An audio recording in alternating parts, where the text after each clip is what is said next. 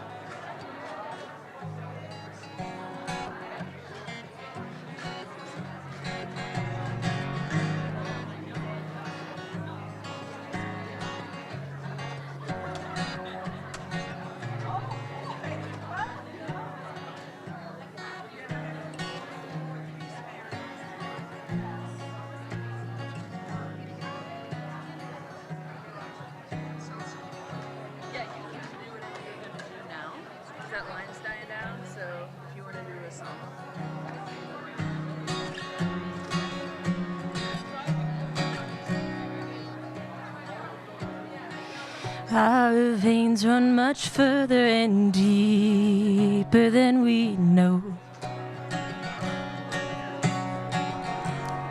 In the soil by the stream, and when the heat comes to melt all that casts a shadow, we'll be seen.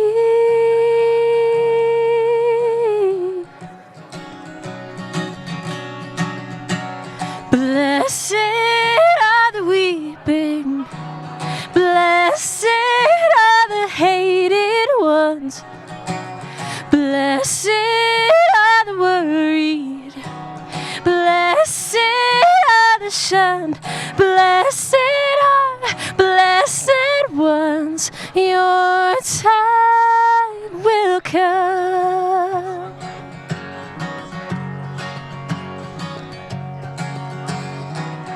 Our voices are louder and older than we are,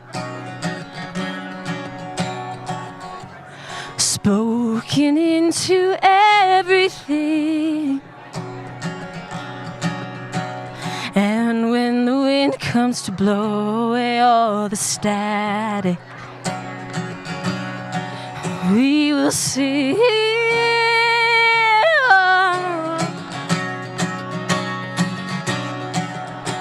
Blessed are the weeping, blessed are the hated ones, blessed are the worried, blessed are the shunned, blessed ones, your time will come.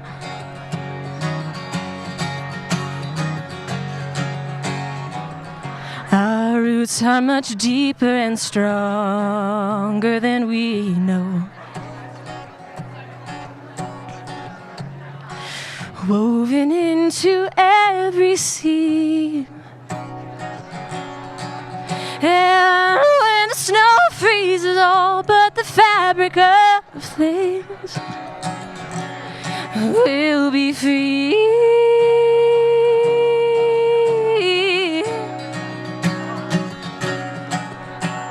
Blessed are the weeping, blessed are the hated ones, blessed are the worried, blessed shunned.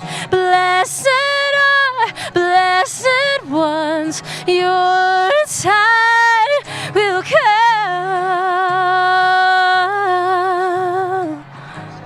Your time will come.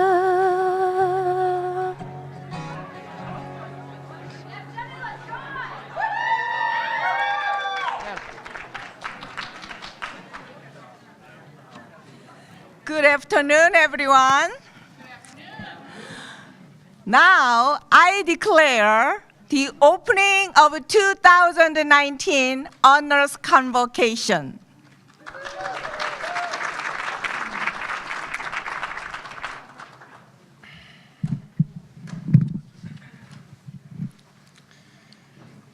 Good afternoon, everyone.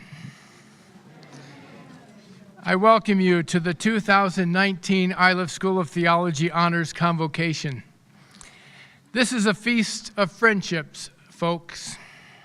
Today we enjoin ourselves to one another and to the ideals embodied in the character and commitment of these our celebrated colleagues who each day give themselves to this community in extraordinary ways. They love their work and show love for those with whom they work. They love this school and what it is, and in honest terms, they love its future into existence. They do all of this without fuss and as no big deal. Well, we don't care that they don't think it's a big deal because we think it is a big deal. So today we pause amidst our busy lives to share in the joy of offering recognition. It is fun and meaningful to aim the spotlight at these our colleagues. It is satisfying to say outstanding. It is likely that these persons will feel uncomfortable hearing words of praise. So what? It is who they are. But today it is our turn to name them and lift up their generous spirits. Thank you to all of our staff, faculty, and students.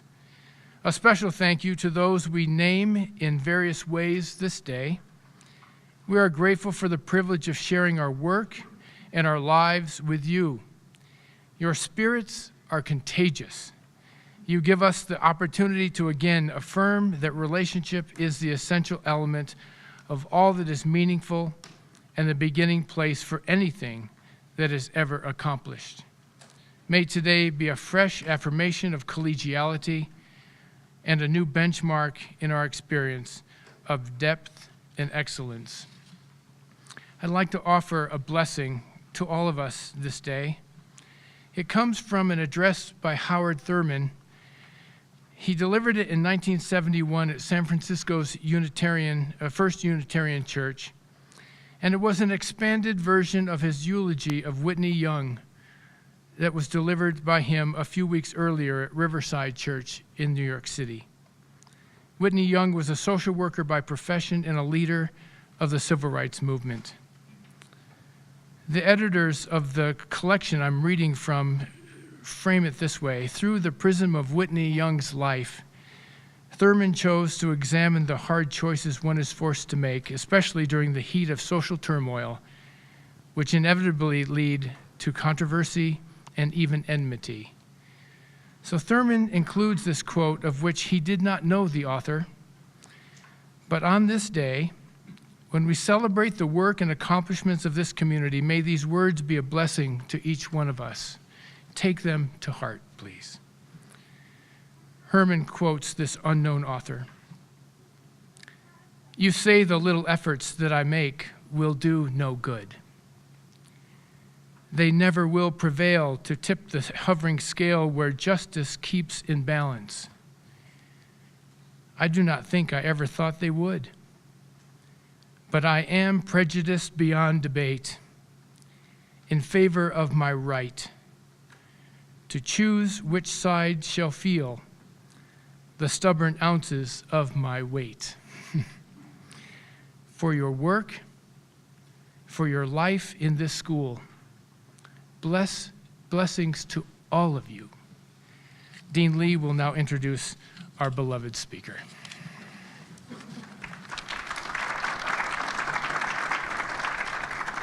Thank you. Before I get to have an honor to introduce our speaker, I would like to recognize many people sitting here without whom this place cannot work. Faculty, would you please stand?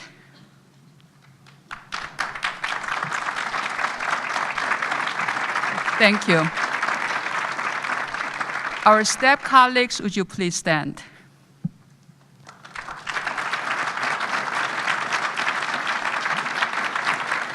We have some members of the trustees who invested their time to get to know our students are here. Would you please stand?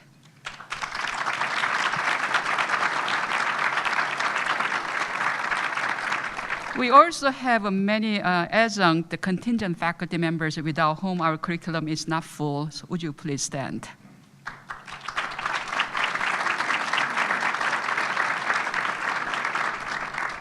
Also, there are several important announcements, delightful announcements that I would like to make. Through rigorous process of review, the faculty voted unanimously to make a recommendation to the Board of Trustees that meet in May that Associate Professor Catherine Turpin will be promoted to full professor of religious education and practical theology starting June 1st.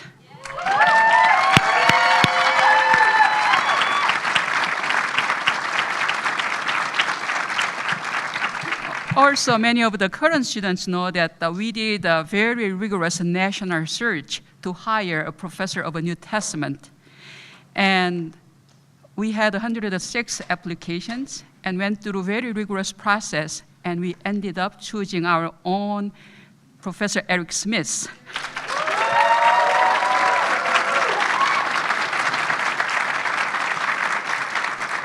Also, during this academic year, many exciting things happened at ILIF.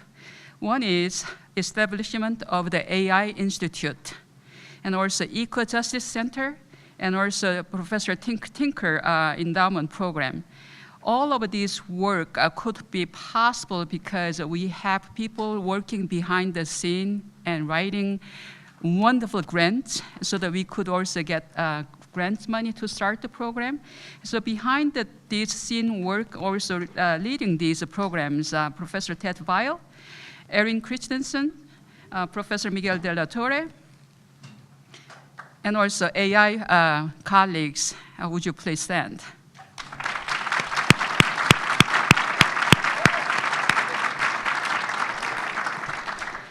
We live in an age that no one stays at one workplace for long enough. Well, we have someone who has been here for 27 years. But unfortunately, she decided to do something else to have more fun. So our financial aid director, Peggy Blocker, after working here for 27 years, announced that her retirement at the end of this academic year. And she is a pilot, an organist, musician, and she wants to devote her time to do those type of work and fun. So Peggy, would you please stand?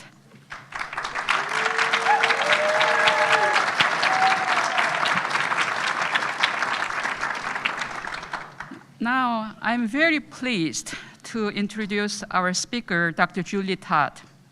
Especially, I'm pleased to finally fulfill this invitation made to her as the speaker for the Honors Convocation 3 years ago by previous Dean, Dr. Arvid Hernandez.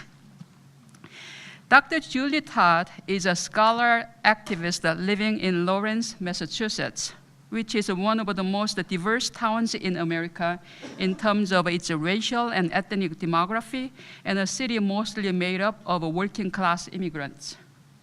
Julie often makes sure that her rootedness in this town is included in her own bio or introduction of her, as it is a symbol, small symbol of her theological and political work for social justice.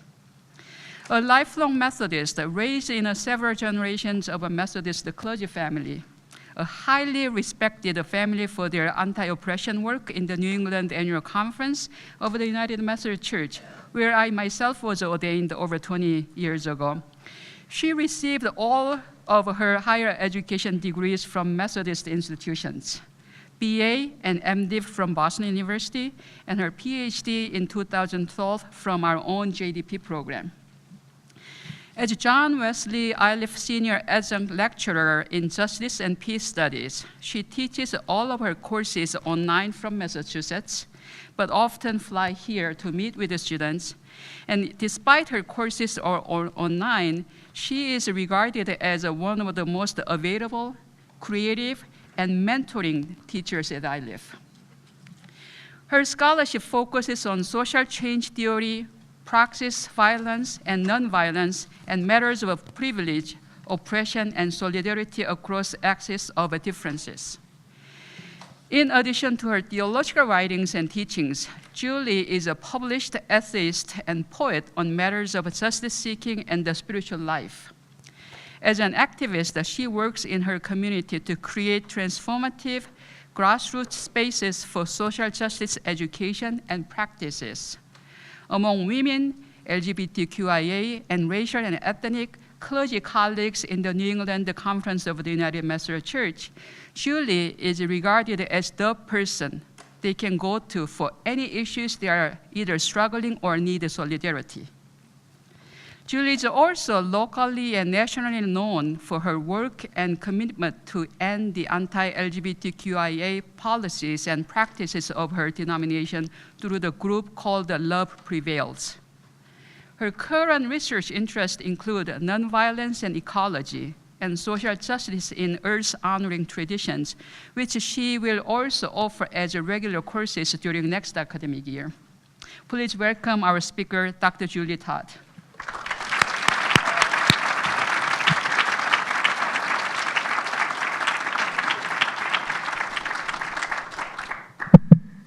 Thank you. This is very humbling. I'm going to invite some of my colleagues up who are going to support me in my speaking, and while they are coming forward, thank you, Dean Lee, for continuing to extend the invitation that I have been trying to avoid for a number of years. This is a very daunting opportunity here. To President Wolf, to the faculty, to all the adjunct faculty in the crowd, I see you. I know you. What would they do without us? Especially to students, especially those of you who are finishing your journey in 5 long weeks from now. It really is an honor and a pleasure to stand with you in this point of all of our process, and obviously a time for me to reflect on the ways in which every group I named and the faithful staff without whom this school would not exist, and all of you whom shepherd me in my own formation, spiritual and intellectual. I would not be the thinker, the activist, or the educator that I am without every single one of you. And I'm honored to teach for this school and to continue to especially learn and be formed by all of you who are students in the classes that I love to teach.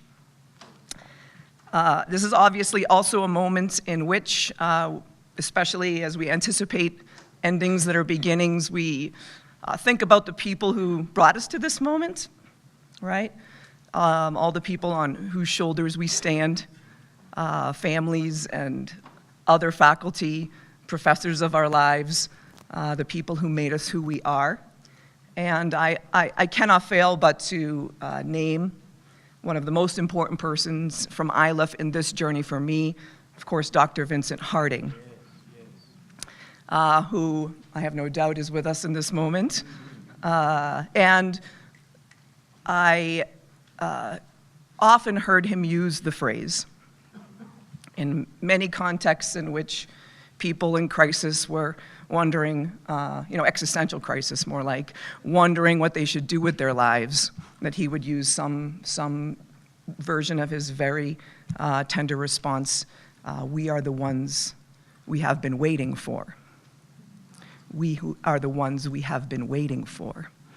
And so when I was anticipating sharing with you today and not wanting to give this offering, and spoke with Karen Ware Joseph, who I was actually trying to help me in not doing this And she totally called me out. And the only thing that I said that had come to mind in knowing what I wanted to say or offer was, "We are the ones we have been waiting for." Karen reminded me that this line comes from a poem by June Jordan. And so I'm going to ask Karen to come up and to read that full poem as part of the sacred text from which I speak today.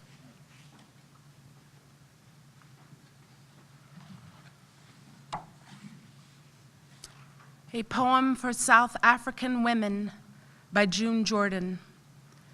For the commemoration of the 40,000 African women and children who, August 9th, 1956, presented themselves in bodily protest against the extension of the Dampas in the capital of apartheid. Presented at the United Nations, August 9th, 1978. Our own shadows disappear as the feet of thousands, by the tens of thousands, pound the fallow land into new dust that, rising like a marvelous pollen, will be fertile. Even as the first woman whispering imagination to the trees around her, made for righteous fruit, from such deliberate defense of life as no other still will claim, inferior to any other safety in the world. The whispers too, they intimate to the inmost ear of every spirit now aroused, they carousing in ferocious affirmation of all peaceable and loving amplitude, sound a certainly unbounded heat from a baptismal smoke where, yes, there will be fire. And the babies cease alarm as mothers, raising arms and heart high as the stars so far unseen, nevertheless hurl into the universe a moving force, irreversible as light years traveling to the open eye. And who will join this standing up? And the ones who stood without sweet company will sing and sing back into the mountains, and, if necessary, even under the sea. We are the ones we have been waiting for. We are the ones we have been waiting for. We are the ones. We are the ones. We are the ones. We are the ones. We are the ones. We are the ones. We are the ones. We are the ones. We are the ones. We are the ones. Invite you to just kind of settle into that rhythm. And you're going to try and, if you want to, listen to my words. And if you're so moved, you can join them. And you'll see as this moves forward that there'll be opportunities perhaps for you to join in a way. You can do whatever you want. You don't even have to be here right now. Maybe you're not. So anyway, they're going to be singing throughout what I say, so settle into this rhythm. And when I was engaging with Karen Ware-Joseph about not wanting to do this and saying, what am I going to say? This was a couple weeks ago. She said something to the effect of, in between now and then, anything could happen. And one of the things that happened was the spire in the Cathedral of Notre Dame fell, and that church burned. And so this is called When Spires Fall.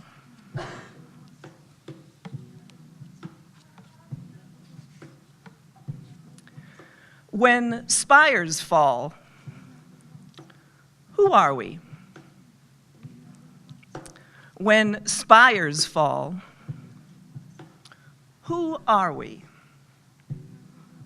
When spires fall, be they Gothic, Roman Catholic, be they white steepled United Methodist.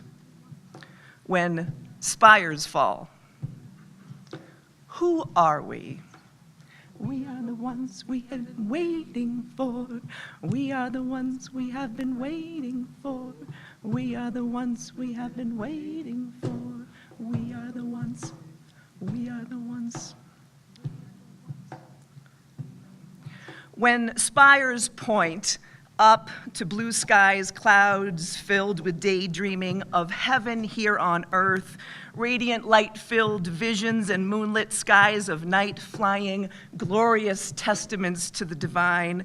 When spires point up to God-forsaken hierarchies, when spires top monuments to power, when spires topple centuries' tendencies to dominate every landscapes, when structures crash, the ones we claim to resist, yet we built them, and then they built us. When spires fall, who are we?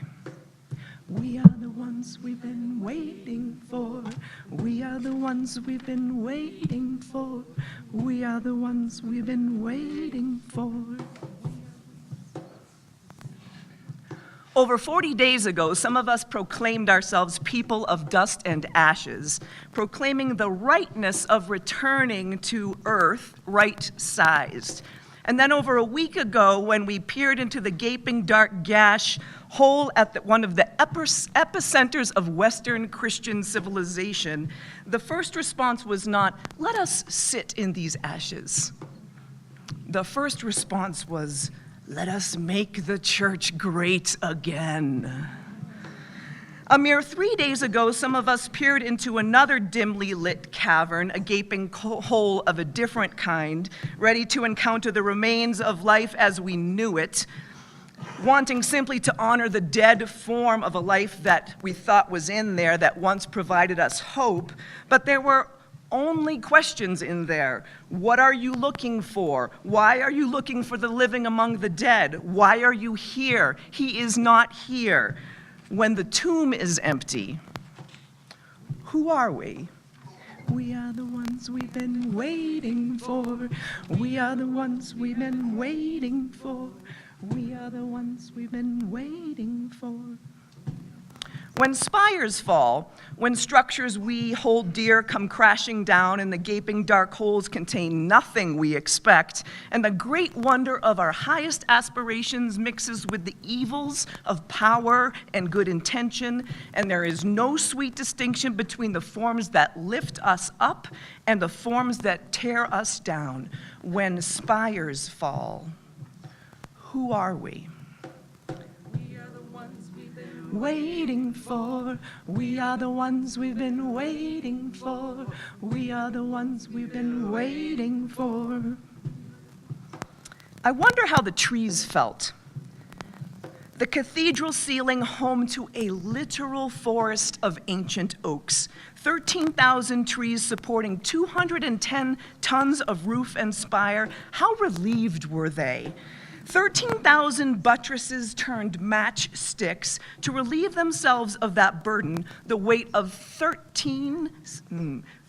centuries of human supremacy, ripped as they had also been murdered, taken from their land, like millions of others since, those who decided that their bodies were better served, stripped and exploited for gain. How did those trees feel when they burned? Did they wail with grief for their children? Did they cry, "Free at last, free at last"? Did the trees clap their hands? Did they shout Alleluia with the thousands upon thousands who have been burned at the stakes and hung from their kindred?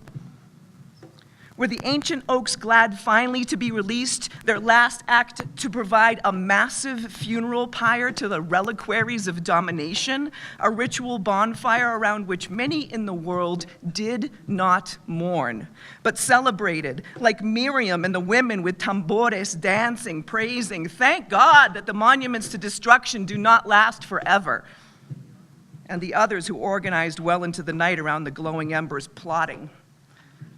These monuments If they don't burn to the ground, let us pull them down. When spires fall, who are we? We are the ones we've been waiting for. We are the ones we've been waiting for. We are the ones we've been waiting for. The rich and the powerful fear nothing more than the empty space of pure possibility, filled with the sounds of the pounding of thousands of pairs of feet of the ones who inspire no donations, whose march began with whispers and dreams and not spires, but raised fists and ferocious self-affirmations, pointing upward, lifting songs, and doing drag shows. The highest amplitude of loving, the highest altitude of nonconformity, sparking an uncontrollable heat that, yes, will cause fires. When spires fall, who are we? We are the ones we've been waiting for. We are the ones we've been waiting for. We are the ones we've been waiting for. Standing in the empty tombs, what can we imagine? Let's not even call it resurrection. Resist the urge to fall back into old habits and concepts. Let's call it creativity. Let's call it joy. Let's call it the threat of possibility. Let us not mock tradition, but defy convention. Let us not be conformed to this world, but be transformed by the renewing of our minds and our language and our practice. Because what if the most important things to be said are not sermons? And what if the most important things that need to be written are not scholarship? And what if the best places to do justice are not churches? And what when the most necessary people to lead us to liberation are not white? And what the most life-changing experiences of meaning are not on the internet? And because all of this is already true, what now? When spires fall, who are we? We are the ones we've been waiting for. We are the ones we've been waiting for. We are the ones we've been waiting for. When spires fall, be they Gothic, Roman Catholic, be they white steepled United Methodist, when denominations crumble, when broken systems expose our basic vulnerability and our basic goodness and our basic violence, when the forests are gone, when your scholarship is completely irrelevant, when your sermon sucks, when the internet crashes, when your position and power are gone, when the climate changes, when Columbine, when Abu Ghraib, when Newtown, when Mother Emanuel, when Standing Rock, when Yemen, when Berta Cáceres, when Tree of Life, when St. Landry Parish, when New Zealand, when Sri Lanka, when all that remains are ashes and ceremony and prayer and song, when spires fall, who are we? We are the ones we've been waiting for. We are the ones we've been waiting for. We are the ones we've been waiting for. We are the ones we've been waiting for. We are the ones we've been waiting for. We are the ones we've been waiting for. We are the ones we've been waiting for. We are the ones we've been waiting for. We are the ones we've been waiting for. We are the ones we've been waiting for. We are the ones we've been waiting for. We are the ones we've been waiting for. We are the ones we've been waiting. We are the ones. We are the ones. We are the ones. We are the ones. We are the ones. We are the ones. Thank you.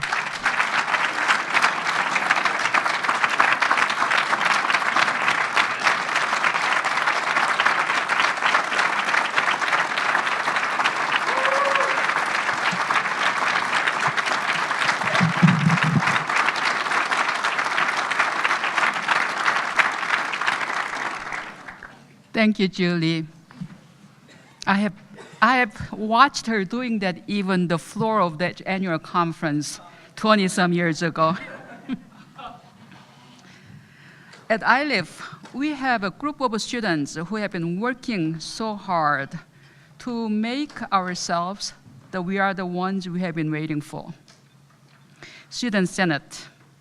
The Student Senate mission statement says, Student Senate is to be an elected representative body which serves student needs by encouraging individual growth, communal ties, and spiritual development. The Senate supports the mission statement of the Iliff School of Theology by providing a forum for open and civil communication and acting as a liaison between the student body and faculty, staff, alumni, and trustees. These students have a very deep commitment to building community with one another, with all of us here and all of you, with the entire Iliff community. The Student Senate worked hard this year with the Iliff staff, administration, Board of Trustees to host a wide variety of events to bring the Iliff community together, as well as championing student concerns and representation. This year's Senate is led by co-chairs Gianna Rendon and Genevieve Rorat, Levine, and also Paul. I ask that all members of the Student Senate please stand so we may applaud your hard work.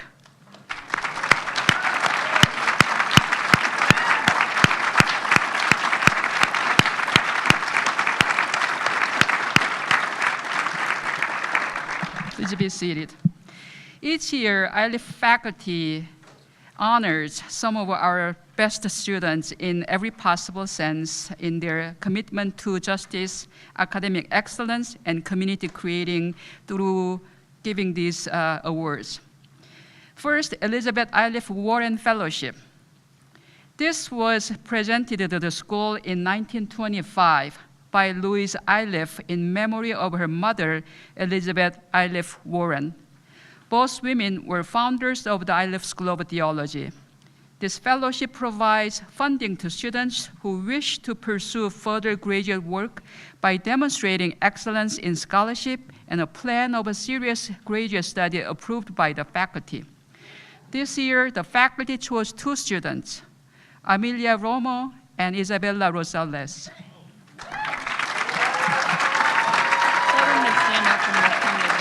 Please stand where you are, and we will find you.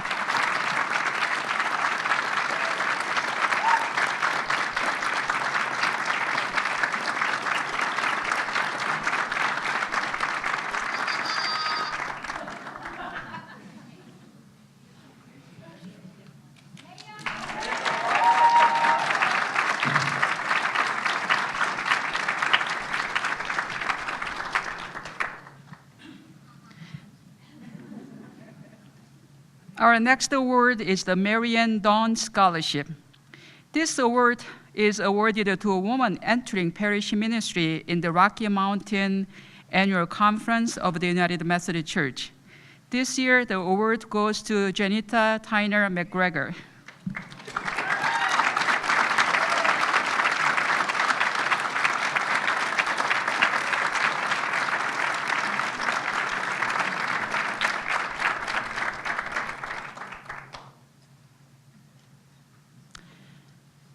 The Hoyt Hickman Award for Outstanding Liturgical Scholarship and Practice is given to the graduate student who has given evidence of a high quality of a scholarship in the study of a liturgy and is an effective leader of a Christian worship.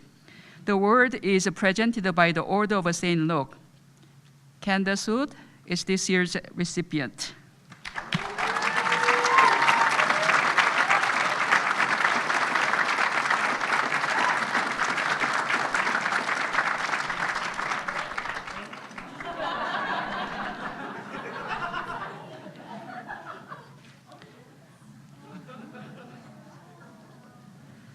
Dr. Larry Kent Graham Scholarship was created to honor the late Larry Kent Graham, who was a professor of pastoral theology and care at Iliff from 1977 to 2014.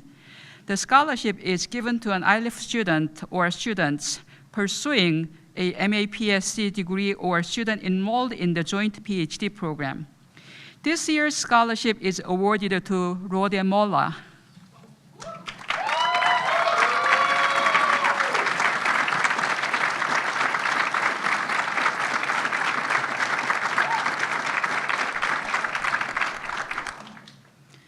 The Ronald E. Sliss Preaching Award. This award recognizes a graduating student who has achieved excellence in preaching. The recipient demonstrates responsible biblical interpretation, contemporary application, and effective communication. Luke Fillmore is the awardee.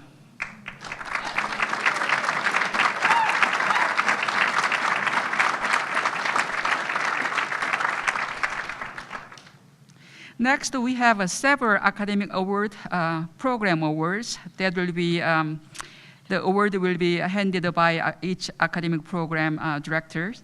The degree program awards annually honor the students who have demonstrated a significant commitment to and development with respect to the learning goals of the degree program and have the highest GPA evaluated in conjunction with an analysis of the comparativeness of a course credit load and number of courses taken for grade for the following degree programs.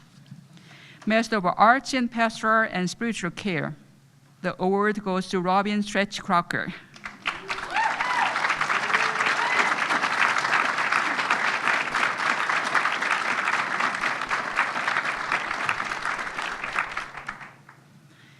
Master of Arts in Social Justice and Ethics is awarded to Kristen Payne.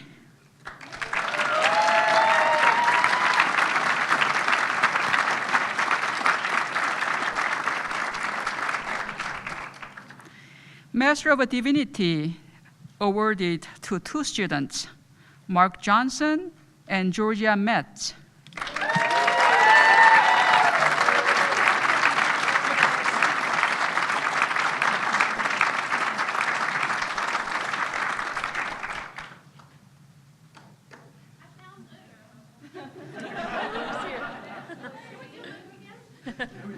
Okay, Luke Fillmore.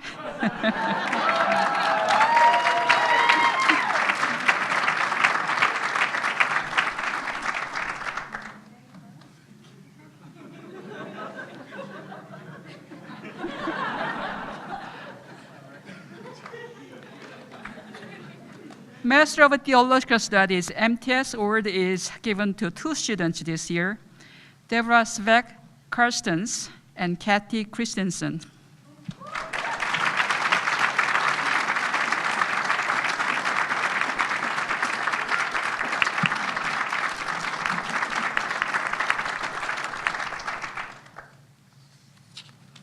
Finally, Master Student of the Year Award. This award is determined by the ILIF faculty and honors a graduating student or students for scholarship, leadership, and service within the life of the school and promise for future service to society. This year, the faculty chose to give this award to two students, Gianna Randon and Mallory Everhart.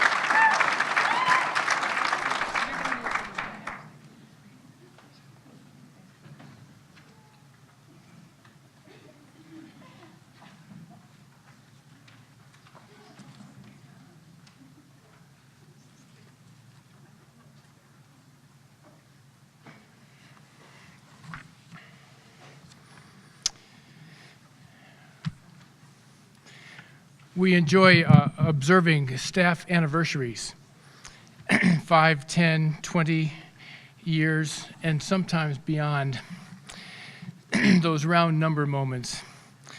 We have 4 persons who are receiving staff service awards. Aaron Christensen, Mandel, 10 years.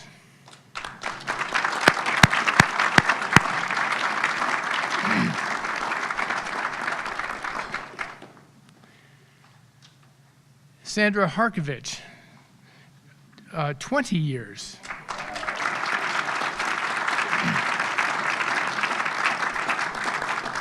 She's probably back there working on the budget someplace. Marcina Holzapel, 5 years.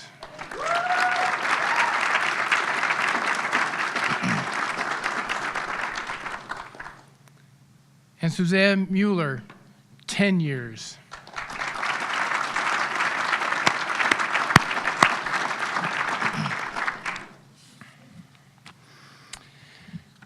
Now, this is one of the most fun parts of my job, the staff recognition of the Roland Everett Smith Award for Outstanding Service to ILIF by a staff member.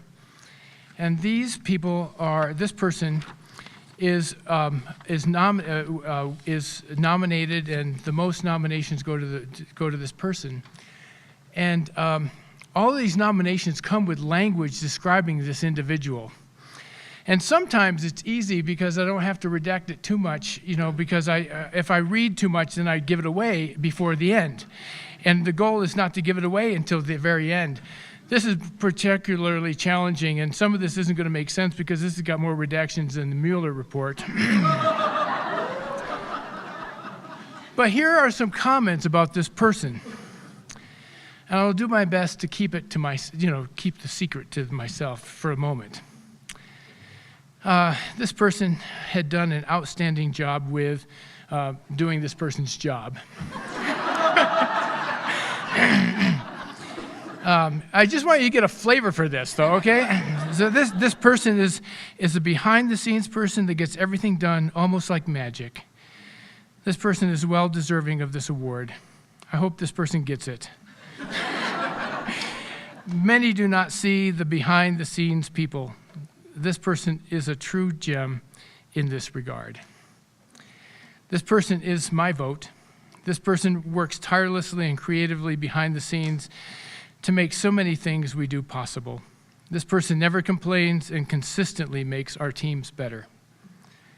I nominate this person.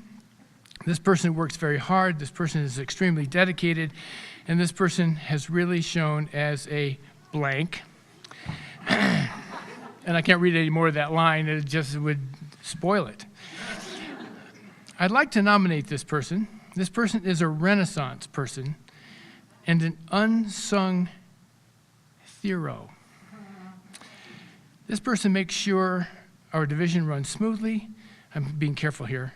Without ever getting acknowledged for their hard work.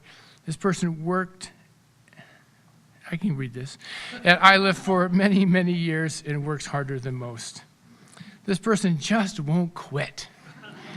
This person's always plugging onward, finding new ways to serve the students.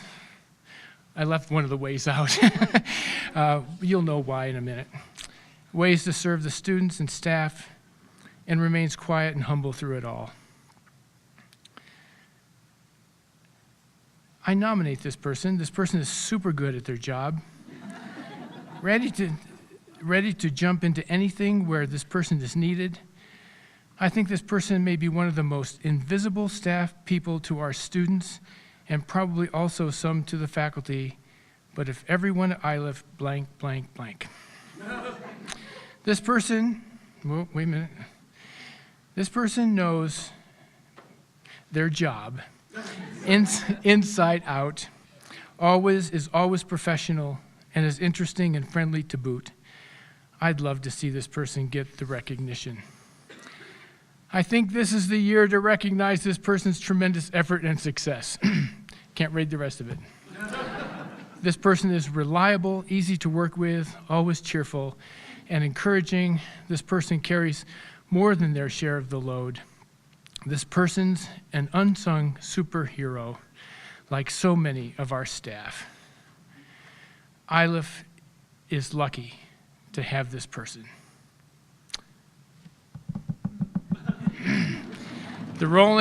Thank you. The Roland Everett Smith Award for Outstanding Service to ILIF by a staff member, and I know you will all agree, is our Grants Program Director and Division Coordinator, Erin Christensen.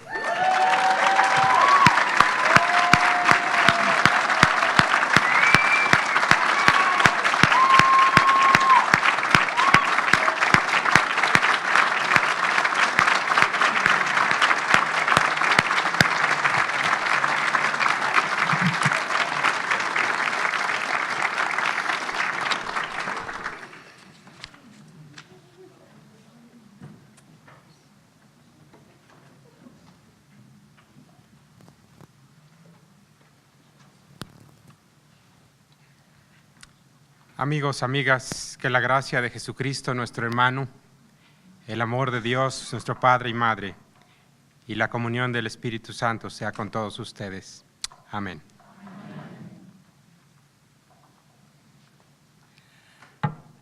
Now we have reached the conclusion of Convocation.